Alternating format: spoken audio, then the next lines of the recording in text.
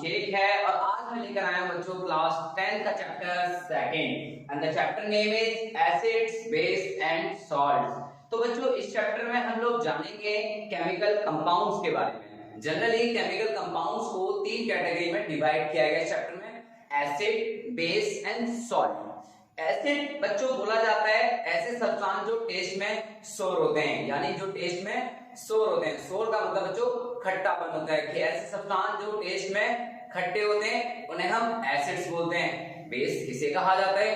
Base बोला जाता है ऐसे सब्सटेंस जो टेस्ट में बिटर होते हैं, यानी वे पदार्थ जो टेस्ट में कड़वे होते हैं। और नमक यानी जो एसिड और बेस के रिएक्शन से प्रोड्यूस होते हैं, दैट इज कॉल्ड सॉल्ट, उन्हें हम सॉल्ट बोलते हैं। तो जो बच्चों ये एसिड्स, बेस एंड सॉल्ट्स आप लोग प्रीवियस क्लासेस में भी पढ़ चुके हो बच्चों। तो आज हम जानेंगे एसिड्स की केमिकल प्रॉपर्टीज और एसिड्स कितने टाइप के होते हैं और किन ऑर्गेनिक एसिड्स किसे कहा जाता है, इनऑर्गेनिक एसिड किसे कहा जाता है, कौन से फ्रूट्स एंड वेजिटेबल में कौन सा एसिड प्रेजेंट होता है। तो हम जानते हैं एसिड्स क्या होते हैं बच्चों।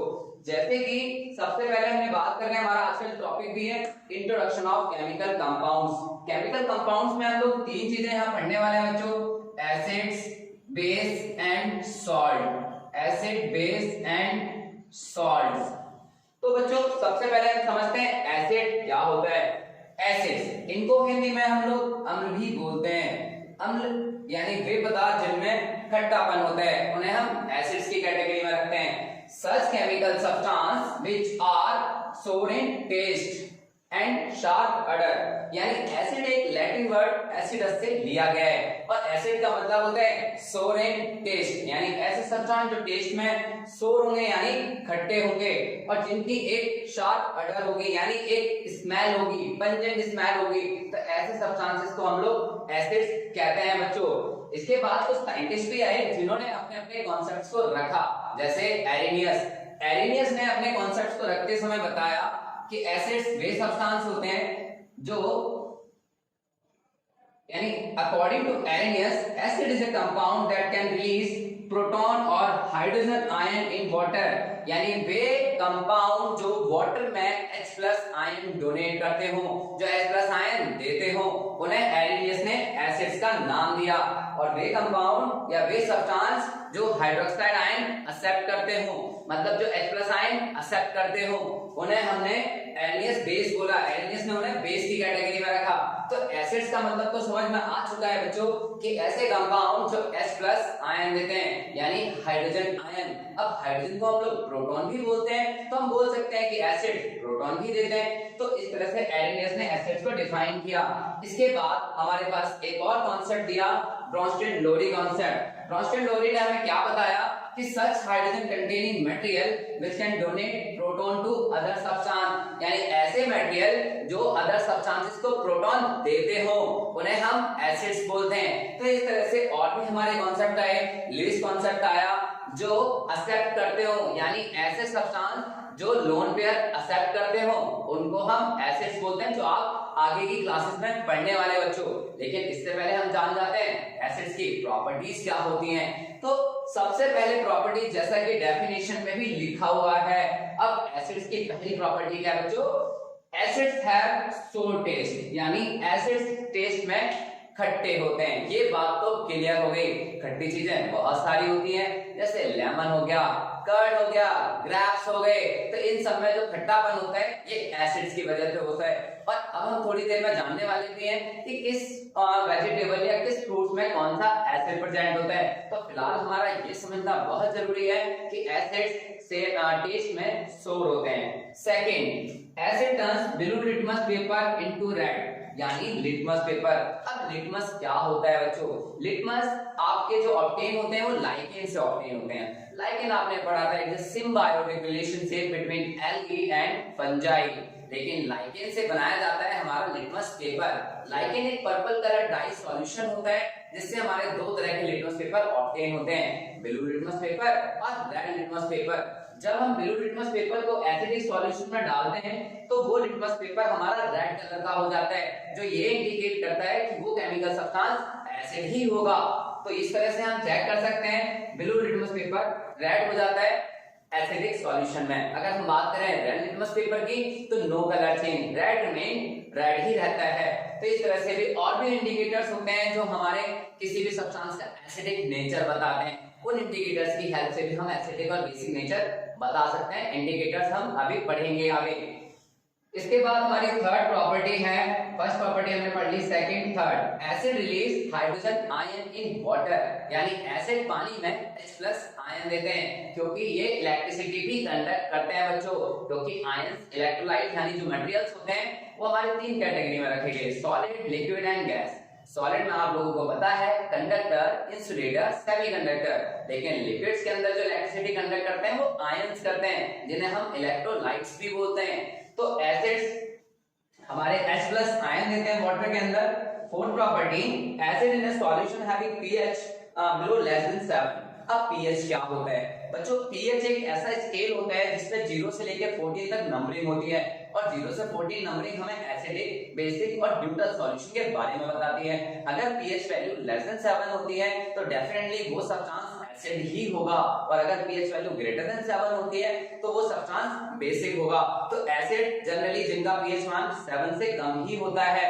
तो ये चीज हम लोगों को क्लियर होनी चाहिए कि such substance which having pH value less than 7 तो हम बोल सकते हैं कि वो एसिड ही होगा।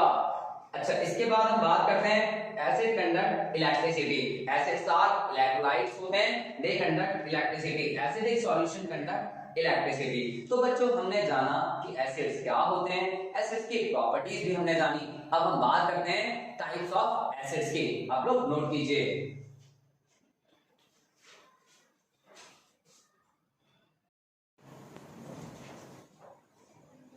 तो बच्चों बात करते हैं, जैसे कि अभी हमने एसिड्स के बारे में पढ़ा, अब हम बात करेंगे टाइप्स ऑफ एसिड। जैसे कि हमने बात की टाइप्स ऑफ एसिड यानी organic acid, inorganic acid.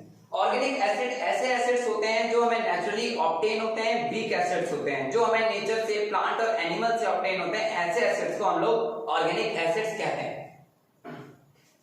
Organic acids में कार्बन जो है वो मेन कंपोनेंट्स के रूप में होते हैं, यानी मेन एलिमेंट के रूप में प्रेजेंट होता है। लेकिन इनऑर्गेनिक एसिड जो मिनरल एसिड्स होते हैं जो लेबोरेटरी में प्रिपेयर किए जाते हैं, ऐसे एसिड्स को हम इनऑर्गेनिक एसिड्स बोलते हैं। तो बच्चों समझते हैं कि नेचुरली अकरिंग ऑर्गेनिक एसिड्स कौन-कौन से होते हैं और कौन सा एसिड किस सोर्स में प्रेजेंट होता है बच्चों।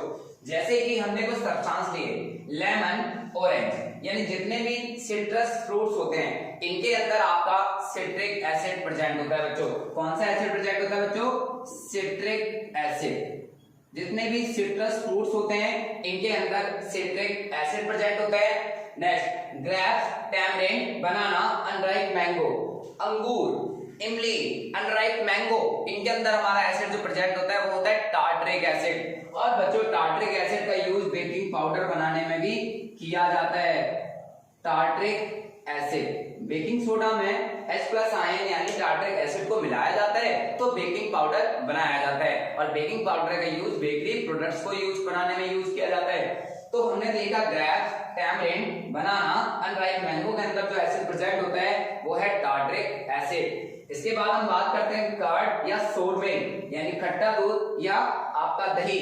तो इनके अंदर जो प्रेजेंट होता है एसिड आप सभी को पता है वो है लैक्टिक एसिड, वो है बच्चों लैक्टिक एसिड। लैक्टिक एसिड जब हम हैवी एक्सरसाइज कर लेते हैं तो due to deficiency of oxygen हमारी मसल लैक्टिक एसिड प्रोड्यूस करती है और जिसकी वजह से हमें मसल क्रैम्प्स भी होते हैं बच्चों। तो लैक्टिक एसिड का भी आपको एक डेली लाइफ में यूज पता लगा। टोमेटो, स्पाइनच एंड ब्रोकली, इनके अंदर जो एसिड होता है वो हमारा ऑक्जेलिक एसिड होता है बच्चों, ऑक्जेलिक एसिड। ऑक्जेलिक एसिड्स को कपड़ों से रस्ट को हटाने के लिए भी यूज किया जाता है। इसके बाद हम बात करते हैं आंवला, गुआवा और पपाया, इनके अंदर हमारा होता है एस्कॉर्बिक एसिड, और एस्कॉर्बिक एसिड बच्चों विटामिन सी का केमिकल नेम भी है। तो एस्कॉर्बिक एसिड, इनके अंदर हमारा जो एसिड प्रेजेंट होता है that is called ascorbic acid. Next है हमारा एप्पल। एप्पल के अंदर हमारा होता है बच्चों मैलिक एसिड। कौन सा होता है बच्चों? Malic acid. एप्पल के अंदर हमारा होता है मैलिक एसिड। नेक्स्ट है हमारा रेड एंड स्टिंग या फिर हम बोले नेटल स्टिंग। नेटल स्टिंग जो है वो हम प्लांट्स के लिए ले रहे हैं यहाँ पर। नेटल एक प्लांट होता है जिसकी स्टिंग जिसके लीव्स से अगर हमारी बॉडी टच हो जाए तो तो उनके स्टिंग की वजह से हमें बॉडी में इरिटेशन और पेन होने लगता है। और एंड स्टिंग, इनके अंदर एसिड होता है फॉर्मिक एसिड। बच्चों फॉर्मिक होने का कारण भी एक है क्योंकि जब सबसे पहले जो फॉर्मिक एसिड बनाया गया था वो एंड्स का डिस्टिलेशन करके बनाया गया था। इन एंड्स को डिस्टिल किया गया और फॉर्मिक एसिड तैयार किया गया। तो फॉर्मिक एसिड को हम लोग मेथनोइक एसिड भी बोलते हैं बच्चों, ये आप याद रखना, मेथनोइक एसिड। और इसके बाद हम बात करते हैं नेक्स्ट विनेगर। विनेगर यानी एक डाइल्यूटेड एसिटिक एसिड होता है। डाइल्यूटेड का मतलब 5 to 8% acetic acid present in water and that is called vinegar. Vinegar का यूज एज अ प्रिजर्वेटिव भी किया जाता है और विनेगर में हमारा जो प्रेजेंट होता है acid that is called acetic acid, that is called acetic acid. और हम इसे एथेनोइक एसिड भी बोलते हैं बच्चों, एथेनोइक एसिड। और इसके बाद हम बात करते हैं कोल्ड ड्रिंक्स, जो सॉफ्ट ड्रिंक्स होती हैं या जो सोडा वाटर होते हैं। तो जब सोडा वाटर के अंदर कार्बन डाइऑक्साइड को डिसॉल्व किया जाता है हाई प्रेशर, तो वो बना लेते हैं कार्बोनिक एसिड। क्या बनाते हैं बच्चों? Carbonic acid. जो कोल्ड ड्रिंक्स होते हैं उसके अंदर जो शार्प फ्लेवर आता है बिकॉज ऑफ कार्बोनिक एसिड।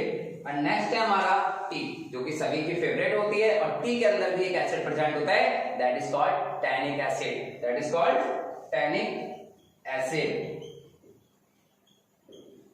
तो बच्चों अभी हमने बात करी ऑर्गेनिक एसिड्स की, किस फ्रूट्स में किस वेजिटेबल्स में कौन सा एसिड प्रेजेंट होता है और उसका नाम क्या है। जैसे हमने बात की थी टैमरिंड, तो उसके अंदर होता है टार्टरिक एसिड। हमने बात की कर्ड, इसके अंदर होता है लैक्टिक एसिड। अब हम बात करेंगे कुछ ऐसे मिनरल एसिड्स की जो लैबोरेटरी में प्रिपेयर किए जाते हैं और उसके बाद हम बात करेंगे importance of acid in our daily life in human body.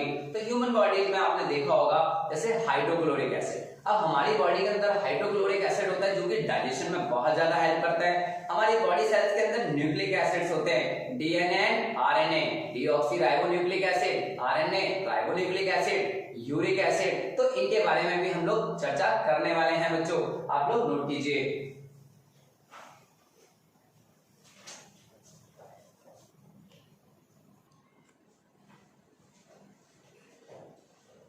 तो बच्चों बात करते हैं अब हम मिनरल एसिड की। अभी हमने बात की ऑर्गेनिक एसिड्स और मिनरल एसिड्स क्या होते हैं, अब हम जानते हैं। मिनरल एसिड यानी इनऑर्गेनिक एसिड्स, इनको स्ट्रॉन्ग एसिड्स भी कहा जाता है बच्चों। स्ट्रॉन्ग एसिड्स का मतलब होता है कि ऐसे एसिड्स जो आयंस में पूरी तरह डिसोशिएट हो जाते हैं, जो कंप्लीटली ब्रेक डाउन हो जाते हैं into ions and that is called mineral acids. Mineral acids का बहुत ज्यादा यूज होता है केमिकल इंडस्ट्रीज में, फर्टिलाइजर्स बनाने में, एक्सप्लोजिव बनाने में। तो देखते हैं कौन से हमारे मिनरल एसिड्स कहलाते हैं जो लैब में प्रिपेयर होते हैं बच्चों। तो जैसे कि सबसे पहला हमारा है हाइड्रोक्लोरिक एसिड। हाइड्रोक्लोरिक एसिड यानी HCl, यानी हाइड्रोक्लोरिक एसिड का फॉर्मूला है हमारा HCl। अब HCl का बहुत जगह यूज होता है for cleaning tiles and toilets, for cleaning tiles and toilets. अच्छा, इसका यूज एक और भी होता है कि जैसे हमने देखा होगा कि कोरोजन में हमने एग्जांपल लिया था रस्टिंग ऑफ आयरन। अब रस्टिंग ऑफ आयरन जो होती है तो हम उसको रस्टिंग से बचाने के लिए गैल्वेनाइजेशन करते हैं। गैल्वेनाइजेशन का मतलब होता है कि आयरन के ऊपर जिंक की कोटिंग कर देना। But before coating of zinc हम उसको साफ करते हैं, क्लीन करते हैं बाय HCl। तो to clean iron sheets before galvanization. तो आपको गैल्वेनाइजेशन का भी कॉन्सेप्ट पता लगा बच्चों। इसके बाद हम बात करते हैं अपने बेसिक एसिड। इन सभी एसिड्स में सल्फ्यूरिक एसिड को किंग ऑफ एसिड भी कहा जाता है बच्चों। इस एसिड को हम लोग किंग ऑफ एसिड भी बोलते हैं। अब ऐसा बोलने के पीछे कारण क्या है? क्योंकि इसका सबसे ज्यादा यूज किया होता है, मतलब सबसे ज्यादा यूज होता है। ये चीजें बेसिक केमिकल भी कहा जाता है। इसका यूज कार की बैटरीज में भी यूज होता है, ठीक है। It is used in car batteries. इसका यूज हम प्लास्टिक बनाने में भी करते हैं, फर्टिलाइजर्स बनाने में भी इसका यूज किया जाता है। तो सल्फ्यूरिक एसिड्स बहुत ज्यादा यूज होता है बच्चों। तो सल्फ्यूरिक एसिड इसलिए किंग ऑफ एसिड भी कहा जाता है। जितनी भी लेड स्टोरेज बैटरी होती हैं जब वो डिस्चार्ज हो जाते हैं इसका मतलब उनके अंदर से सल्फ्यूरिक एसिड खत्म हो चुका है बच्चों। कुछ ऐसे प्लैनेट्स भी हैं जहां पर जो क्लाउड्स हैं वो सल्फ्यूरिक एसिड्स के क्लाउड है, जैसे H2SO4। अच्छा, एक बेसिक इंपोर्टेंट बात और भी समझनी चाहिए हम लोगों को, जैसे रेन। अब ऐसी रेन जिसके अंदर एसिड्स की मात्रा ज्यादा हो या जिसका पीएच वैल्यू 5.6 से कम हो, ऐसी रेन को हम एसिड रेन कहते हैं। बट उस एसिड रेन के अंदर हमारे दो तरह के एसिड प्रेजेंट होते हैं बच्चों, sulphuric acid and nitric acid. But कौन सा एसिड ज्यादा अमाउंट में होता है और कितना होता है? तो बच्चों इसका आंसर है सल्फ्यूरिक एसिड। 70% से 75% तक उसमें सल्फ्यूरिक एसिड होता है, ठीक है। तो ये बात आपको ध्यान रखनी है कि acid rate contain sulphuric acid maximum, तो इतना आपको पता होना चाहिए। दूसरी बात, इसको बैटरी एसिड भी कहा जाता है। कार की बैटरीज में सबसे ज्यादा यूज होता है और इसे किंग ऑफ एसिड या बेसिक केमिकल के नाम से भी जानते हैं बच्चों। इसके बाद हम बात करते हैं नाइट्रिक एसिड। नाइट्रिक एसिड, जैसा कि मैंने इंपोर्टेंस ऑफ केमिस्ट्री में बताया था इंट्रोडक्शन देते समय, कि नाइट्रिक एसिड का यूज एक्सप्लोजिव बनाने में भी यूज किया जाता है, जैसे ट्राई नाइट्रोटोल्यून, जिसमें मैंने आपको RDS, TNT और मस्टर्ड गैस के बारे में डिस्कस किया था। तो नाइट्रिक एसिड का यूज इट इज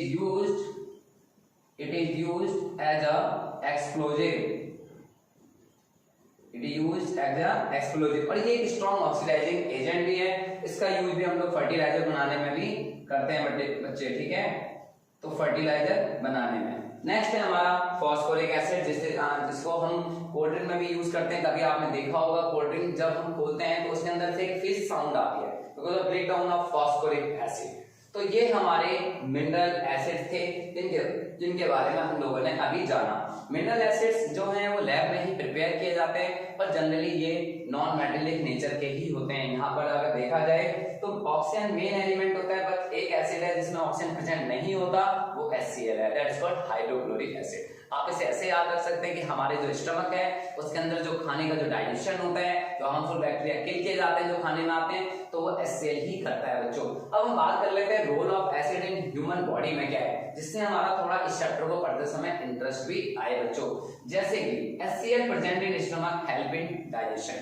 देखा होगा आपने कि हमारा जो स्टमक है उसमें जो गैस्ट्रिक ग्लैंड्स हैं उनसे एक एसिड या एक केमिकल रिलीज होता है, that is called HCl and that is called hydrochloric acid. तो हाइड्रोक्लोरिक एसिड क्या करता है, खाने का ऑक्सीडेशन यानी बर्न करने में उसको हेल्प करता है बच्चों, जिससे खाना डाइजेस्ट हो जाए, छोटे छोटे टुकड़ों में टूट जाए। और एसिड हमारे खाने में आए हुए हानिकारक बैक्टीरिया को भी किल करता है। बट होता है कि कई बार हम ओवर ईटिंग कर लेते हैं। अब ओवर ईटिंग करते समय क्या होता है कि हमारा एसिड, हमारा जो स्टमक है वो बहुत ज्यादा अमाउंट में एसिड रिलीज करता है, और ऐसे में हम एसिड को न्यूट्रलाइज करने के लिए एंटासिड यूज करते हैं। अब एंटासिड क्या होता है बच्चों? एंटासिड बच्चों माइल्ड बेस को कहा जाता है, जैसे कि मिल्क ऑफ मैग्नीशिया। अब मिल्क ऑफ मैग्नीशिया मतलब एक मैग्नीशियम हाइड्रोक्साइड सॉल्यूशन को कहा जा रहा है, जो एसिड के साथ उसको न्यूट्रल करने का काम करता है। यानी जब हम माइल्ड बेस यूज करते हैं तो वो हमें एसिडिटी से रिलीफ दिलाते हैं बच्चों। तो ये बात आप लोगों को पता होनी चाहिए। नेक्स्ट है हमारा एमिनो एसिड्स। अब amino acids help in protein synthesis, यानी आपने देखा होगा कि जब प्रोटीन सिंपलर मॉलिक्यूल्स में टूटता है तो वो एमिनो एसिड्स में ही टूटता है, और एमिनो एसिड्स ही हमारी बॉडी में ग्रोथ करने का काम करते हैं, हमारी बॉडी डेवलपमेंट में हेल्प करते हैं। तो amino acids help in protein synthesis and protein is very essential nutrients for growth and repair of bodies. तो ये बात आपको पता होनी चाहिए कि एमिनो एसिड्स का भी बहुत यूज है।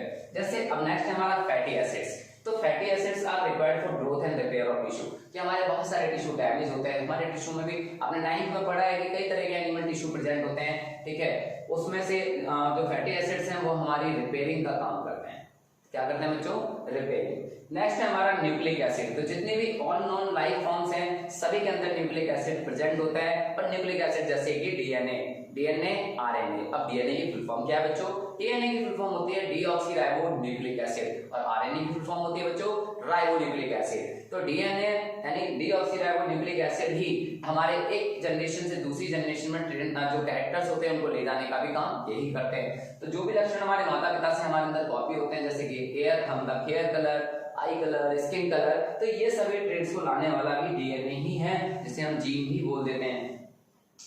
अब मैं आपको एक इंपॉर्टेंट चीज भी बता रहा हूँ कि जैसे कि कई बार हमें एनाल्जेसिक्स का यूज करते हैं। अब एनाल्जेसिक्स क्या होती है? जो पेन को रिड्यूस करने का काम करते हैं, एक तरह के पेन किलर्स। तो पेन किलर यानी certain acid used as a drugs certain acid use as a pain killer यानी ड्रग्स के तौर पे यूज किए जाते हैं, जैसे एसिटाइल सैलिसाइलिक एसिड, और इसको कॉमन नेम में हम लोग एस्प्रिन भी बोलते हैं बच्चों, एस्प्रिन। तो अभी हमने जाना कि एसिड्स क्या होते हैं, एसिड्स की प्रॉपर्टीज क्या होती हैं, एसिड्स ऑर्गेनिक एसिड्स किसे कहा जाता है और इनऑर्गेनिक एसिड किसे कहा जाता है। ऑर्गेनिक एसिड यानी ऐसे ऑर्गेनिक सब्सटेंस जिनके अंदर हमने देखे कि जैसे कर्ड है तो कर्ड के अंदर हमने देखा लैक्टिक एसिड, तो हमने सब्सटेंसेस की बात करी, उनके अंदर प्रेजेंट होने वाले एसिड्स की बात करी, और फिर हमने बात करी कुछ मिनरल एसिड्स की जो कि लैबोरेटरी में प्रिपेयर किए जाते हैं, जो स्ट्रॉन्ग एसिड्स होते हैं। ऑर्गेनिक एसिड जनरली बच्चों फ्रूट्स एंड वेजिटेबल्स में प्रेजेंट होते हैं, एनिमल सोर्स में प्रेजेंट होते हैं, और ये जनरली वीक भी होते हैं, लेकिन मिनरल एसिड वीक नहीं होते, ये पूरी तरह आयंस में डिसोशिएट यूज होते हैं यानी, और इनका सबसे ज्यादा कमर्शियली यूज किया जाता है कई इंडस्ट्रीज में, जैसे फर्टिलाइजर्स बनाने में, प्लास्टिक बनाने में, तो एक्सप्लोजिव बनाने में इनका यूज किया जाता है। और फिर हमने उसके बात करी कि एसिड्स का हमारी ह्यूमन बॉडी में क्या इंपोर्टेंस है बच्चों। तो बच्चों बात करते हैं एसिड के बाद हम बेस की। तो बेस क्या होते हैं, यानी अभी हमने बात करी थी chemical compound, acid, base and salt. Acids के बारे में हम लोगों ने डिटेल में जान लिया बच्चों, अब हम जानते हैं बेस के बारे में। तो बेस किसे कहा जाता है, तो बेस बच्चों हिंदी में कहा जाता है क्षार को, और क्षार यानी कुछ ऐसे सब्सटेंस हमारे नेचर में होते हैं जो बिटर इन टेस्ट होते हैं। जैसे कभी आपने बिटर गॉर्ड को टेस्ट किया है तो वो कैसा टेस्ट होता है, उसका बिटर टेस्ट होता है। तो सबसे पहले हम समझते हैं बेस किसे कहा जाता है। तो such chemical substance which are bitter in taste, यानी जो टेस्ट में बिटर होते हैं, बिटर मतलब कड़वे, जो टेस्ट में कड़वे होंगे ऐसे सब्सटेंस को हम लोग बेस का नाम देते हैं बच्चों। एंड बेस आर सोपी टू टच, सोपी मतलब जब हम बेस को टच करते हैं तो वो स्लिपरी टाइप के होते हैं। जैसे कभी आपने बेकिंग सोडा को टच किया है बच्चों तो वो स्लिपरी टाइप का होता है, तो इससे हम पता लगा सकते हैं कि बेस, जैसे साबुन के अंदर जो सोपी टच होता है वो क्यों, क्योंकि साबुन के अंदर बेस का प्रेजेंट होना ही बताता है, तो साबुन जो होते हैं soapy to touch because of base. अब बात करते हैं such bases which are soluble in water and that is called alkali, यानी ऐसे बेसिस जो पानी के अंदर डिसॉल्व हो जाते हैं उन्हें हम एल्कली कहते हैं बच्चों। But all bases are not alkali, but all alkalis कहते हैं ना, all bases are not alkalis but all alkalis are bases. जैसे हमने बोला कि सभी एल्कलीज बेस होते हैं बट सभी बेस एल्कली नहीं होते हैं, तो ये बात आपको याद रखनी चाहिए। एल्कली बोलने के पीछे रीजन है क्योंकि ये ग्रुप फर्स्ट के एलिमेंट है और जिनको हम एल्कली मेटल्स बोलते हैं, जैसे सोडियम, पोटेशियम। तो सोडियम से बनता है हमारा सोडियम हाइड्रोक्साइड, पोटेशियम से बनता है पोटेशियम हाइड्रोक्साइड, तो इसीलिए हमने इनको एल्कली नाम दिया है बच्चों।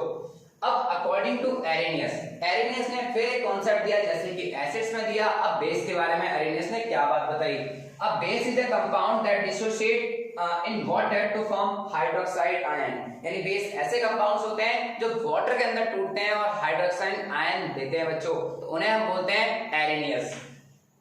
मतलब एरेनियस ने बेस बना, बोलते हैं बेस। अब हम बात करते हैं ब्रॉन्स्टेड लोरी ने क्या कॉन्सेप्ट दिया, उन्होंने क्या कहा कि base accept the proton from any other substance, यानी बेस क्या होते हैं जो प्रोटॉन एक्सेप्ट करते हैं, तो प्रोटॉन एक्सेप्ट करने वाले हमारे बेस होते हैं। तो जैसे कि अभी हमने समझा कि बेस क्या होते हैं, तो बेस हमारे बिटर सब्सटेंसेस को ही बोला जाता है। तो बात कर लेते हैं बेस की प्रॉपर्टीज की भी। तो base have a bitter taste, तो जैसा कि अभी हमने डेफिनेशन में भी जाना कि बेस जो होते हैं वो बिटर ही होते हैं।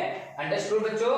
अब हम बात करते हैं basis turns red litmus into blue, यानी लिटमस पेपर। तो लिटमस पेपर मैंने अभी एसिड्स में भी बताया कि दो तरह के लिटमस पेपर होते हैं, ब्लू और रेड। अगर हम रेड लिटमस पेपर को बेस के अंदर डालेंगे तो ब्लू हो जाता है। क्या हो जाता है बच्चों? ब्लू। और आप इसको ध्यान रखना, ठीक है। और अगर हम ब्लू लिटमस पेपर का यूज करेंगे तो ब्लू ही रहेगा, ये चीज नोट करना बच्चों।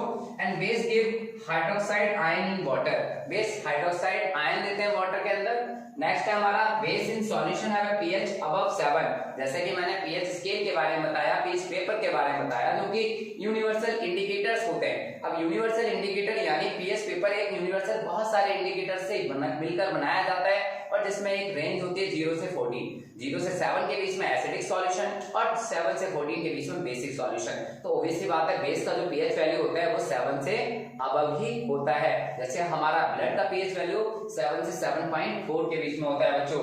बेस कंडक्ट इलेक्ट्रिसिटी, क्योंकि ये इलेक्ट्रोलाइट्स होते हैं और ये इलेक्ट्रिसिटी कंडक्ट करते हैं in the form of ions. Bases are corrosive in nature and harmful to skin, यानी ये संक्षारित प्रकृति के होते हैं और हमारी स्किन के लिए हार्मफुल होते हैं, इसलिए कभी भी इन्हें टच और टेस्ट नहीं करना चाहिए। तो किसी भी एसिड और बेस का पता लगाने के लिए हम लोग कुछ इंडिकेटर्स का यूज करते हैं। कुछ नेचुरल इंडिकेटर्स होते हैं और कुछ सिंथेटिक भी होते हैं, तो जिनका यूज करके हम बिना टच और टेस्ट के एसिड और बेस के बारे में बता सकते हैं। अब हम जानते हैं बेसिस के कुछ एग्जाम्पल। तो बच्चों जैसे कि अभी हमने बेस की जानकारी ली और बेस में हमने जाना बेस क्या होते हैं और बेस की प्रॉपर्टीज क्या होती हैं। अब हम जानेंगे बेस के कुछ एग्जांपल्स। जैसे हमने सबसे पहले बेस को दो भागों में डिफरेंशिएट करा, स्ट्रॉन्ग बेस और वीक बेस। स्ट्रॉन्ग बेस बच्चों कहा जाता है ऐसे बेसिस को जो पूरी तरह आयंस में डिसोशिएट हो जाते हैं, और वीक बेस उन्हें कहा जाता है बच्चों जो पूरी तरह आयंस में डिसोशिएट नहीं होते हैं। तो जानते हैं बेस के फर्स्ट एग्जांपल को। फर्स्ट एग्जांपल है बच्चों हमारा सोडियम हाइड्रोक्साइड। सोडियम हाइड्रोक्साइड का केमिकल फॉर्मूला बच्चों हमारा NaOH होता है, और इसको हम कई बार कास्टिक सोडा भी बोलते हैं बच्चों। तो इसका दूसरा नाम हमारा कास्टिक सोडा भी है, जो कि इसका कॉमन नेम है। तो सोडियम हाइड्रोक्साइड का यूज किया जाता है इन सोप्स एंड डिटर्जेंट, यानी इसका यूज किया जाता है to make soap and detergent. To make soap and detergent बनाने में इसका यूज किया जाता है बच्चों। दूसरा इसका यूज किया जाता है सिंथेटिक फाइबर बनाने में। सिंथेटिक फाइबर, हाँ बच्चों सिंथेटिक फाइबर जो आपने प्रीवियस क्लास में पढ़ा भी था, जैसे रेयॉन, नायलॉन। बट रेयॉन जो आर्टिफिशियल सिल्क कहा जाता है, उसकी मैन्युफैक्चरिंग में NaOH का यूज भी बहुत इंपॉर्टेंट रोल प्ले करता है बच्चों। तो इसका यूज करते हैं to make synthetic fibre. To make synthetic fibre,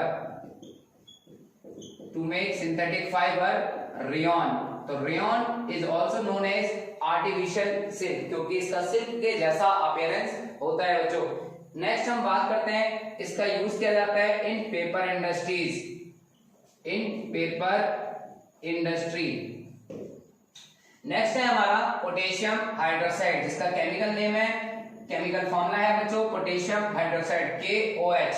potassium hydroxide भी आपका बहुत जो रोल है इसका, पोटेशियम हाइड्रोक्साइड का यूज किया जाता है कई फर्टिलाइजर्स बनाने में। इसका यूज कर सकते हैं बच्चों इन फर्टिलाइजर। सबसे मेन यूज है इसका फर्टिलाइजर्स में। फर्टिलाइजर्स में पोटेशियम हाइड्रोक्साइड का यूज किया जाता है बच्चों। इसके बाद हम बात करते हैं कैल्शियम हाइड्रोक्साइड। कैल्शियम हाइड्रोक्साइड का यूज किया जाता है to treatment of acidic soil. To treatment of acidic soil. To treatment of acidic soil.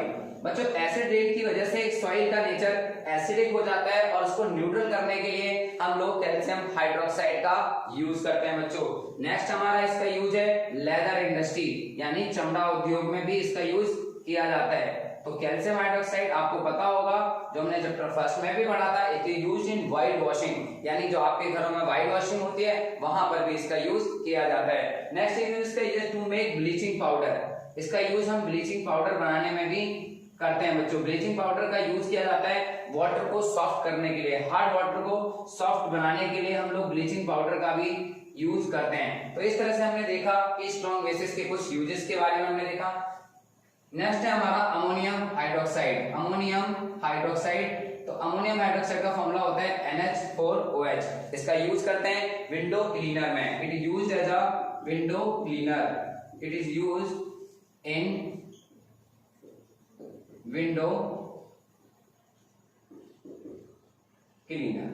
तो इनका क्लीनिंग पर्पस से भी यूज किया जाता है बच्चों। तो आपने देखा होगा कॉलेज जिस तरह से हम विंडो को क्लीन करते हैं, शीशों को साफ करते हैं, और दूसरी बात ये रेड लिटमस को ब्लू कर देते हैं। तो ये बेसिक नेचर के होते हैं। Magnesium hydroxide. बच्चों मैग्नीशियम हाइड्रोक्साइड का केमिकल फॉर्मूला होता है MgOH2, और मैग्नीशियम हाइड्रोक्साइड का यूज एक हम एंटासिड बनाने में करते हैं। It is used as antacid. इसके लिए इसको हम एंटासिड के रूप में लेते हैं, क्योंकि एंटासिड, और इसका एग्जांपल जो है वो हमें मिल्क ऑफ मैग्नीशिया भी बोला जाता है। मैग्नीशियम हाइड्रोक्साइड को मिल्क ऑफ मैग्नीशिया। इन फायर रिटार्डमेंट में भी इसका यूज किया जाता है। फायर रिटार्डमेंट, फायर रिटार्डमेंट मतलब आग को कम करने में भी इसका यूज किया जाता है बच्चों, मैग्नीशियम हाइड्रोक्साइड। और नेक्स्ट है हमारा एल्यूमिनियम हाइड्रोक्साइड। एल्यूमिनियम हाइड्रोक्साइड का यूज इन टेक्सटाइल इंडस्ट्रीज में किया जाता है बच्चों, टेक्सटाइल इंडस्ट्री। और दूसरा इसका एंटासिड फॉर्मुलेशन में भी इसका यूज होता है बच्चों, एंटासिड फॉर्मुलेशन, एंटासिड फॉर्मुलेशन। तो इस तरह से बच्चों हम लोगों ने बेस के बारे में जाना। बेस के बारे में हमने उसकी प्रॉपर्टीज को समझा, उसके कुछ एग्जांपल्स को समझा, और बेसिस का भी हमारी लाइफ में बहुत इंपॉर्टेंट रोल है बच्चों। तो अब बच्चों हम मिलते हैं नेक्स्ट क्लास में, नेक्स्ट लेक्चर के साथ, इंडिकेटर्स, जिसमें हम बात करेंगे एसिडिक बेसिक सॉल्यूशन को कैसे बिना टेस्ट और बिना टच के पहचाना जाए। अगर तो उसमें हम बात करेंगे नेचुरल इंडिकेटर्स और आपके आर्टिफिशियल इंडिकेटर्स, और उसमें हम बोलेंगे बात भी करेंगे ऑल्फैक्टरी इंडिकेटर और यूनिवर्सल इंडिकेटर्स की बच्चों। तो